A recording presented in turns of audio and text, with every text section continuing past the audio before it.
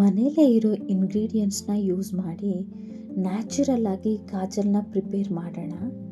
ಅದಕ್ಕೆ ಸ್ವಲ್ಪ cotton, 3 ಬಾದಾಮು, 1 spoon ತುಪ್ಪ ತಗೊಂಡಿದ್ದೀನಿ.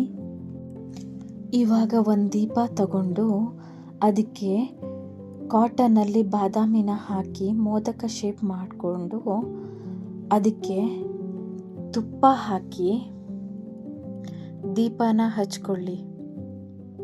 ಅದರ ಅಕ್ಕಪಕ್ಕ ಲೋಟ ಇಟ್ಟು ಒಂದು ಪ್ಲೇಟ್ನ ಉಲ್ಟಾ ಇಟ್ಟು ಹತ್ತಿ ಮತ್ತು ಬಾದಾಮಿನ ಚೆನ್ನಾಗಿ ಕಪ್ಪಾಗೋವರೆಗೂ ಉರಿಸಿ. ಇದನ್ನು ಮಕ್ಕಳು, ದೊಡ್ಡವರು ಯಾರು ಬೇಕಾದರೂ ಯೂಸ್ ಮಾಡಬಹುದು. ಯಾವುದೇ ಥರ ಸೈಡ್ ಎಫೆಕ್ಟ್ ಇರೋಲ್ಲ.